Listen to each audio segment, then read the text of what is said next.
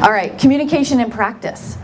So working together, now kind of scoping into the interdepartmental part of our communication, we need to give each other what we need, right? We're in this whole swirling world of consulting, and there are a million things that have to get done at any moment in time that any one of us is responsible for and keeping track of, right? So what we need to do to each other is be clear about what, like for instance, project details. Like you gotta give like the main topic of what the project is, where the project is located, give a map so that whoever you're communicating with automatically is on the same page with you as far as context. Like, okay, I know exactly what we're talking about and where we're talking about, or who we're talking about. Again, like who the client is, because sometimes that's super relevant.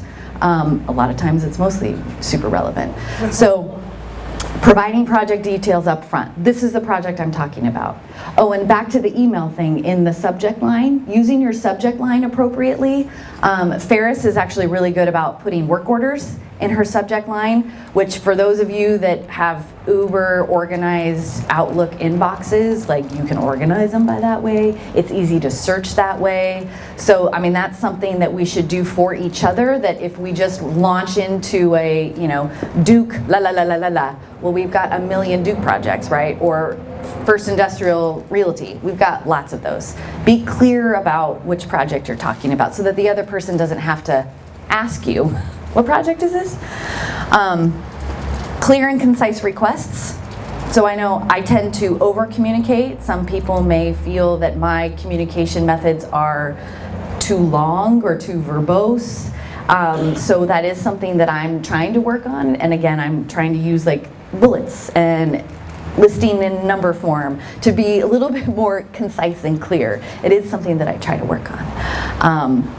And give timeline expectations up front, right? Let each other know when you need this information. If you're asking somebody a question and you make it sound like it's super urgent, but in reality you have months to figure this out, or this is just the start of a conversation, let the person know up front, hey, this isn't an emergency, but I do want to talk to you about blah, blah, blah, blah.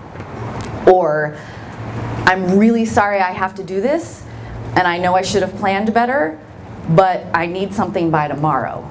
I cannot tell you that hearing those phrases, those words of an acknowledgement that this is a fire drill that now you are imposing on somebody else, how much that means to the other person that is putting the squeeze on, right? I mean, every single person sitting out here and at home is under pressure. We all have a million things that we probably all feel like we can't ever get done, right? And so when we pile on each other, which we kind of have to, because again, we're in this swirling pot of soup, acknowledging that we can be tender with each other and be clear about prioritization so that we can help each other figure that out. And then ask for understanding, meaning follow up. And or say, so is it clear what kind of map I need and what information I'm asking for, and have that person repeat back to you what they think they're doing for you. That is something that I know I'm really bad at, that extra like, okay, making sure that you understood what I just asked you. That helps a lot with miscommunication and drop tasks and things getting buried or lost in the